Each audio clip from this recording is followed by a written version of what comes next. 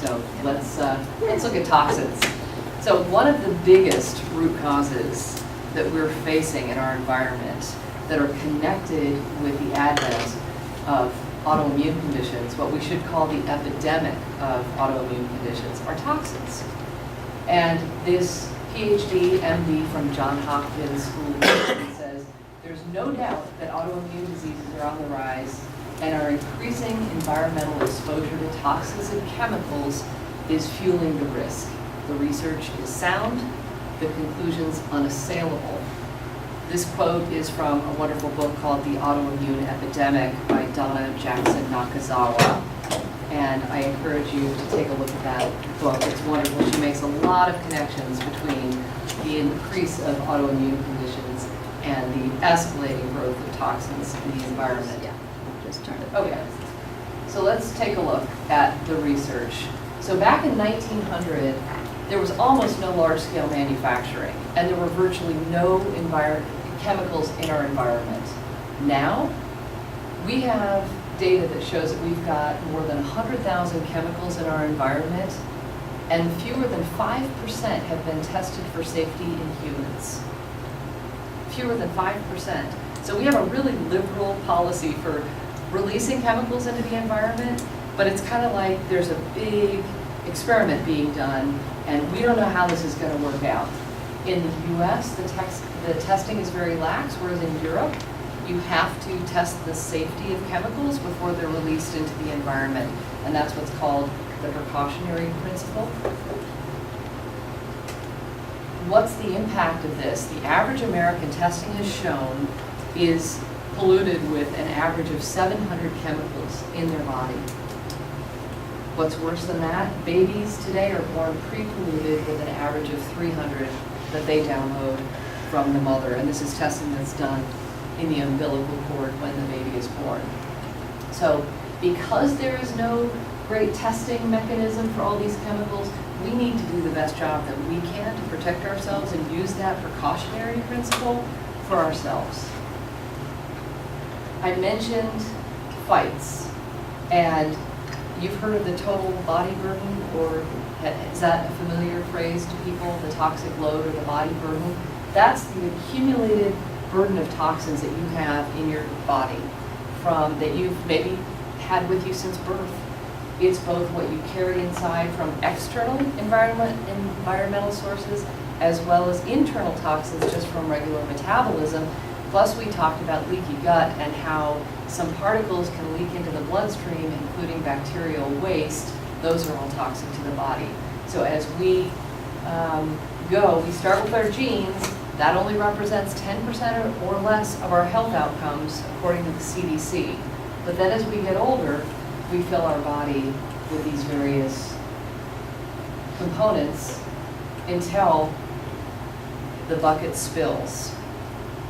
And that's the autoimmune cascade. We have the toxins filling the body, the gut becomes leaky, toxins leak through the bloodstream, through the barrier into the bloodstream, the body mounts a hyper-defensive attack, and sometimes our own tissues get caught in the crossfire. That's molecular mimicry.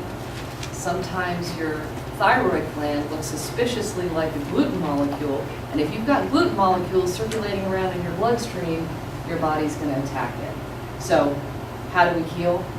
By emptying our toxic bucket. Let's take a look at what actually can constitute toxins in the bucket. And so one big category is foods, and we talked about this a few months ago. These are some of the biggest suspects: gluten, cow dairy, sugar, genetically modified organisms or GMO foods, and alcohol. Now, part of the problem with GMO foods is that now those foods contain pesticides or herbicides built in to kill weeds and pests. But when you eat those foods, notably the corn, the soy, the wheat, they have really disastrous effects on our guts. So that's the food category and the top toxins there. Medications. We talked a little bit about this earlier. A lot of us may take medications. They all have effects. I'm not going to call them side effects. These are the effects of the medications. And sometimes The medications that we take, for example, to treat an autoimmune condition, or even chemotherapy to treat cancer, can cause autoimmune conditions. So medications, in fact, are one of the top triggers of autoimmune conditions, and there are 90 medications linked to triggering lupus, as an example. Chemicals. These are pesticides. Can I ask you a question? Please. What do we tell on if something's a GMO food or not, for sure? Is it real easy or not? Well, this is where labeling really is helpful. So if you make a decision, which is the next slide, you're teeing me up perfectly, to go all organic with your food, you are guaranteed that you're not eating GMO food. That's one way of doing that. Another way of doing that is to know if you're not going to choose to have organic corn or soy, which I don't recommend anyway, but let's just say you go have corn or soy. 90+% of corn and soy that's grown in this country is genetically modified. So you're getting it, and you should probably assume that most of the crops that you're getting are genetically modified. One thing that you can do is go to the website ewg.org, or the Environmental Working Group is a wonderful organization that helps consumers figure out which foods are, really pesticide laden and which are okay to eat without guaranteeing or certifying that they're organic. They've got the Dirty Dozen list of the worst vegetables and fruits, and they've got the Clean 15. So take a look at that website, and that can help you sort that out. It's ewg.com? .org. O-R-G. Yep. Chemicals, pesticides, Roundup Ready corn, I mentioned, this is one of the worst offenders. It actually causes a leaky gut in anyone that eats this food. So when you're eating genetically modified food, we don't know what it does to our body. We do know that it creates a leaky gut. So practice the precautionary principle, just choose not to eat it whenever possible. Your body care products, your home cleaning products, really, really heavy chemically based. Heavy metals. An expert on MS in the UK, Dr. Patrick Kingsley, saw over 4,000 MS patients. And he said of the 4,000 patients he's seen, only 5 didn't have mercury poisoning. So something to consider, right? What's our body burden? Where do we get mercury? We get it from great big fish, predatory fish, in particular tuna, and from silver amalgam fillings. Those are the primary sources. So again, these are each categories that need to be looked at. Hidden mold, huge trigger for autoimmune conditions. Do you have any damp, dusty, or musty places in your house? Maybe your basement? Water damaged buildings. People approximate maybe 50% of all buildings in the United States have had some sort of water damage. Well, the cumulative effect of these things don't happen in isolation, right? You don't just have one food one day. You do a lot of these things in combination, but nobody's studied the cumulative effect. You're figuring it out yourself. And you start to feel the effects once you develop symptoms. And sometimes, it's later than you would hope. Internal bacterial waste, I mentioned. We get a leaky gut, things get into our bloodstream that shouldn't be there, and lipopolysaccharides, or LPS for short, are some of the worst because they get into the bloodstream and circulation, they can cross the blood-brain barrier. So we're just going to go through a simple way of how do we take that and make it into something good. Just choose to eat organic food whenever you can, and I would say if you're concerned that you're on a budget, you can't make everything organic, make sure that your meat is 100% grass-fed, pasture-raised, organic. Meat has 5 times, it's been shown by Dr. Lee Cowden says, it has 5 times the level of pesticides that your fruits and your vegetables do. It doesn't just have pesticides, it has growth hormone. It has antibiotics because they cause the animals to gain weight. So you want to make sure, especially your meats, are organic. You wanted to say something, Bruce? Yeah, around the meats, it's not just grass-fed, because you need to ask a butcher if it has been grass-finished. Perfect. Most meats, well, even if they say grass-fed, they're corn-finished. That's what gets the fat on the cow by fattening it up. So just a word, be smart. If it says grass-fed, say, excuse me, was that grass finished? And a lot of times the butchers won't know. I've found. Perfect comment. I really appreciate that, because when you go to a restaurant and they serve organic food, and you ask the waiter, they never know, but you say, can you please ask the chef? I need to know that. So this is what drives your choices, and that's a brilliant point. Thank you. Water, a huge source of toxins, chlorine, fluoride, any number of baddies, including hormones, from like estrogens and so forth. This is bad stuff. So whatever you do, make sure that you're drinking filtered water or spring water. Get a solid block carbon filter.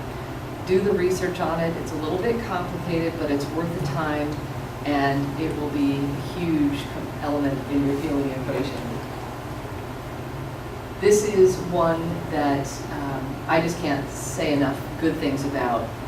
Making the swap from chemical-based cleaners and body care products to organic things, even things that you would eat. For example, coconut oil is one of the best moisturizers, right?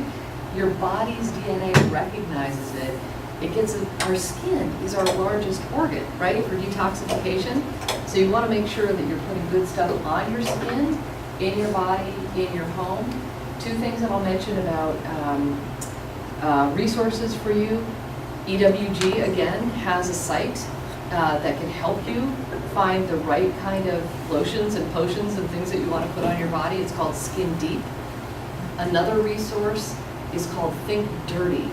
It's an iPhone app, and it allows you to scan barcodes. You can take it shopping with you, and you can find out how many chemicals are in the products that you have in your bathroom cupboard or that are in the store for things that you're going to buy. And the rating scales from 1 to 10, 10 being the worst, 1 being the best. I've personally made a decision that I'm not going to use anything on my body in the home that's more than a 3. But you get to decide for you what works for you. And please, gather all your chemicals that you have in your home, put them in the back of your car in a big box, and make an appointment with a hazardous waste site. And you can find something near you, because you don't want this ending up back in our water system again, which is where they'll end up. Like your medications that you're not taking. I had things stocking up at home simply because I didn't know what to do with them, right? Whatever you can do what you can to minimize medications. I know that we're all different, but even the non-steroidal anti-inflammatories like Advil are linked to creating a leaky gut. So the things that you just take occasionally for a headache actually they cause other effects in the body. And the antibiotics, which may be one of the worst offenders for the gut, it just wipes out all of your gut flora. Anti is against and biotic is life, so it's against all life. So you want to make sure that you're definitely taking probiotics if you're going to take antibiotics, but really leave the antibiotics for a life-threatening infection. They don't do anything for viruses, for colds, so you're actually just harming yourself if you're taking antibiotics, but doctors still give them out like candy. So we need to be the CEO of our own health and well-being, so you have to educate yourself about this stuff. One wonderful toxin expert says that about 80% of our exposure to pollution comes from indoor air. So if you can, get a HEPA quality air filter, purifier, because the inside air can be 100 times more polluted as outside air. So do the research, see if that's something that you could do for the rooms that you spend the most time in, whether it's the bedroom, the kitchen, the living room, or your home office. Consider a HEPA filter. Would that minimize molds? It can. Or help? It can help with mold spores, but again, it's going to require you to do a little bit of research there, because not everything is created equal. Just like water filters don't all take out chlorine and fluoride, and a Brita filter isn't really going to do anything for you.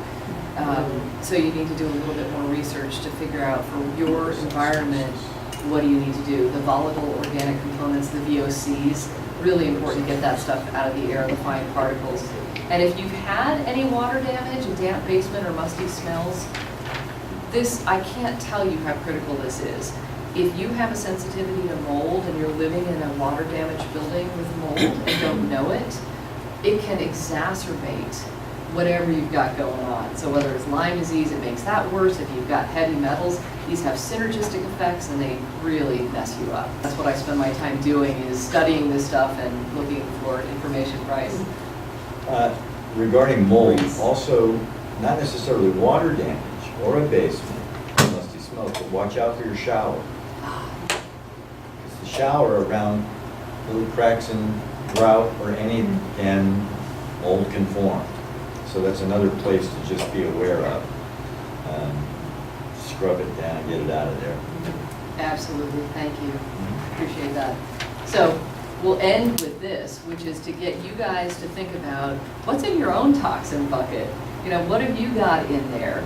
And of the things that we just went over, I'm really a fan of baby steps.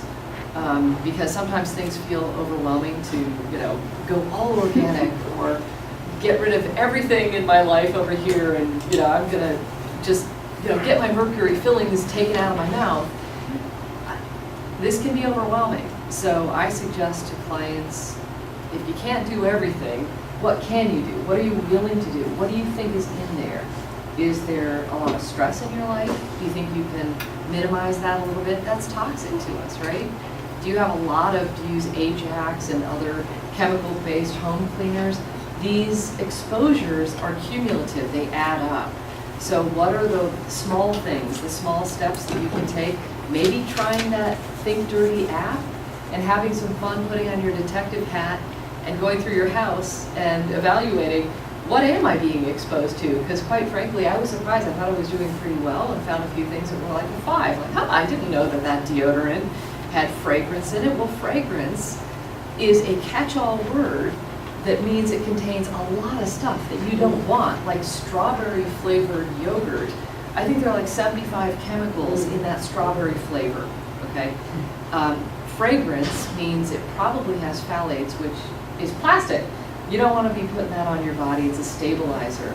So I just leave you with that question to consider maybe for the next month or so between now and the next time we get together to, you know, ask yourself, what will you do to start minimizing the load in your own toxin bucket?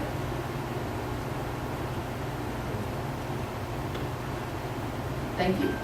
Thank you. Bravo. Any questions? So things like corn and that, you really need to get organic. Absolutely. 100%. Anybody else? No, Stefana had one. So with the GMO corn and soy, like, are there actually crops and stuff that are not GMO now? Yes, There still are. there are. You just Okay. need to make sure you read the labels. So if you harken back to June, when we talked about the foods Yeah. and things that are potentially toxic or triggers for MS and other autoimmune conditions, corn and soy are on that list, right? I know, popcorn was my favorite comfort food ever. But you need to consider doing that, what I call the 30-day food vacation, to see if these things are triggers for you. So you're taking those usual suspects off of your diet altogether for 30 days and then adding them back in slowly to see if you react to it. Because some people have a lot of problems with soy. Some people react to corn, some to tomatoes, unfortunately. So yes, you can find them non-GMO. The question is, do you want to eat them? That's, everybody's different. chicken is growing, it's like almost totally with antibiotics in Yes. them. Except Purdue chickens have decided absolutely not, and they're not doing it anymore. The question is, do they offer organic chicken and do they guarantee that there are no growth hormones in there? And by the way, did you know that conventional farms, or CAFOs, conventional animal feeding operations, actually feed chickens arsenic to fatten them up?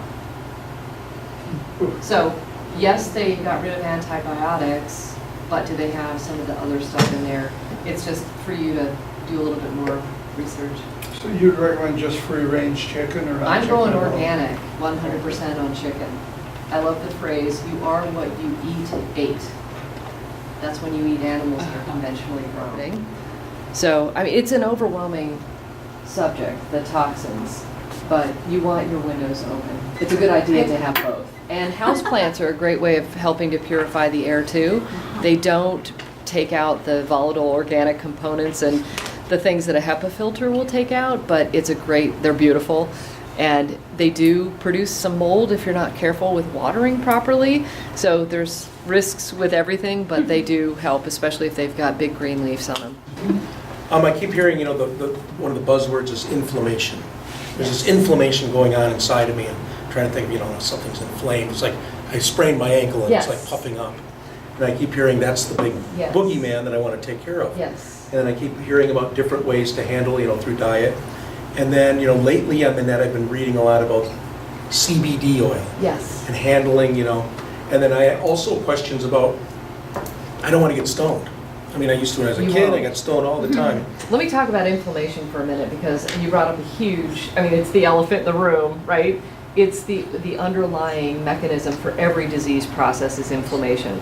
So when you're familiar with it, when you stub your toe, when you cut yourself, that area that gets red and swollen and inflamed and puffs up is actually your body sending all of the white blood cells. All of your immune system is going to address the area of injury. When we talk about chronic disease, we're talking about chronic inflammation where that process has not been turned off. So instead of just being your big toe, it's throughout your whole body. Now, the practitioners and doctors that I've interviewed, which have been, let's call it more than a dozen, have all said that food if just by addressing the food piece, you can actually be addressing between 60 and 100% of the inflammation processes in your body. So start with food, and that's why we started there. So when your inflammation is up, you don't detoxify. They're diametrically opposed like a seesaw. So you bring inflammation down, your body can start to detoxify more, and it's just a step-by-step. As far as like the foods, if you can only do 3 things, try giving up gluten, cow dairy, and sugar for a month. And if you have to have something sweet, use organic stevia instead. I carry it around in my purse because I like to have stevia in my coffees. And it doesn't spike your blood sugar. So if you're concerned about blood sugar issues, diabetes, obesity, whatever, this is good stuff. And it actually is shown to kill Lyme bacteria in petri dishes. So I'm doing a couple of good things when I'm having this. And CBD does not cause hallucinations or any kind of psychoactive effect. There's Sounds a like few you know things something. about CBD that are important. First, the most important thing is how it was processed. How was the CBD extracted is a critical one. Because there's chemical ways to extract the CBD, Right.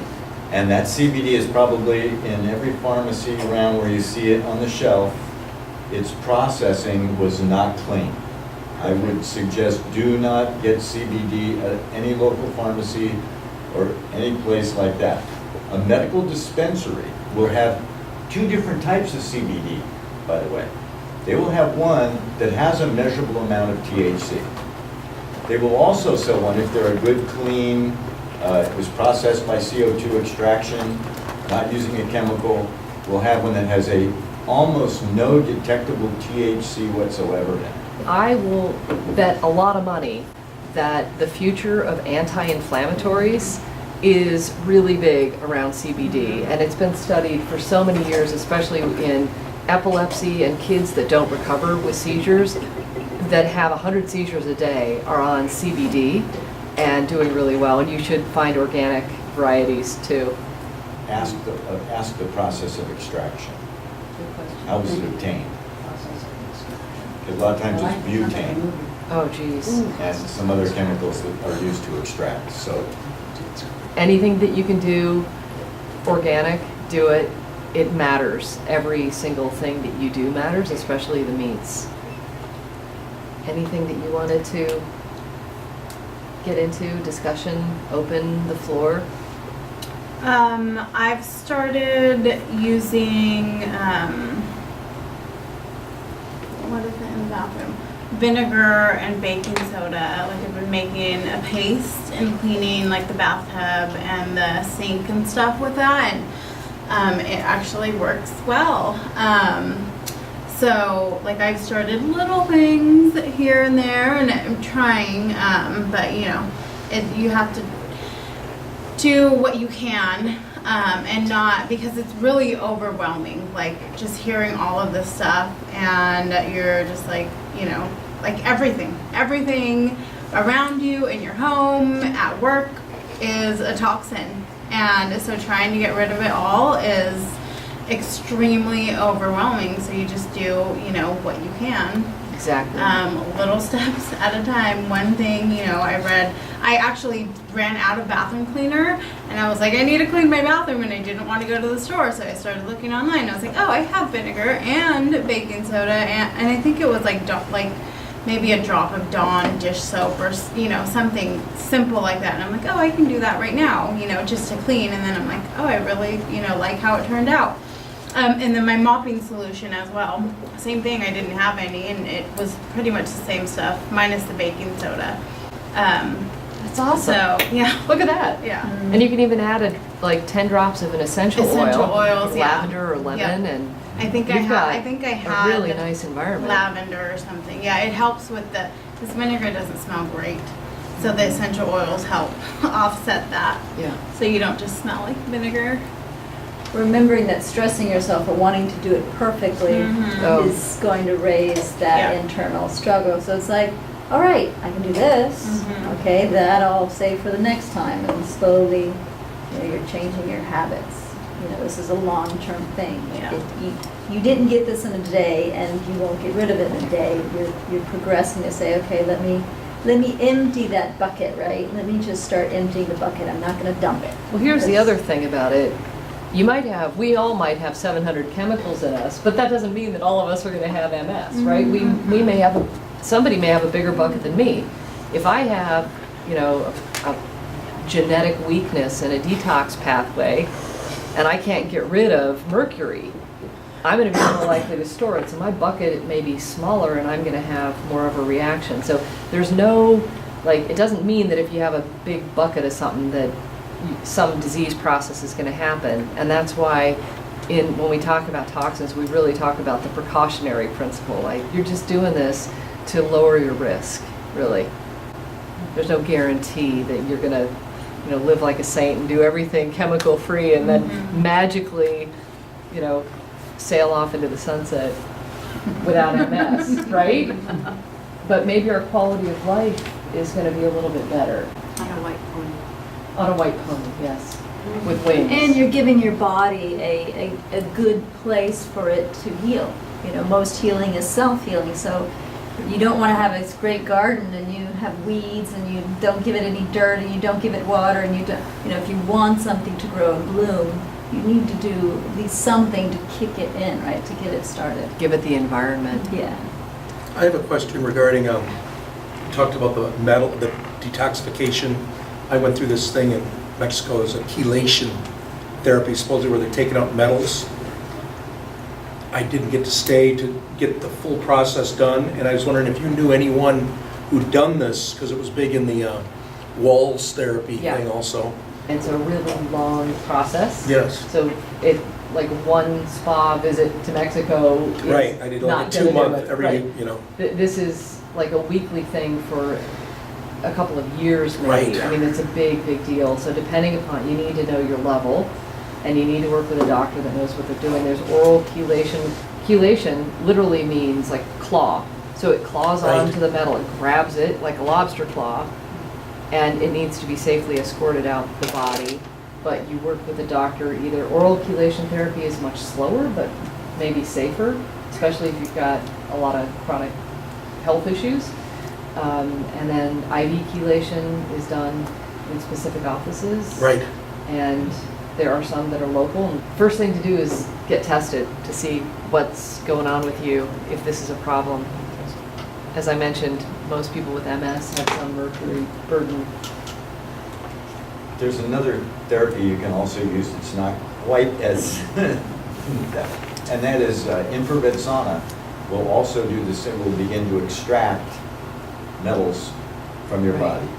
It's a lot less invasive, but only infrared sauna. not a regular hot sauna. It works much different. Heats you from the inside out rather than the outside in. Yep. And that's what pulls. But it, again, to your point, I don't know how effective it is at pulling metals. I know it does a little bit, and so does sweating when you exercise. That's great too. But if you have a serious load, a body burden of heavy metals, you want to find a doctor that does chelation Works on therapy that, yeah. and works on that specifically. But to Eva's point earlier, these things take time. You didn't develop a body burden overnight. This is what, 50 years or so of living, and even babies, like before they hit the ground running, or 300 toxins that they didn't have 50 years ago. So we need to be patient with the process and keep at it. We can get to another level if we start looking at all the fights, right?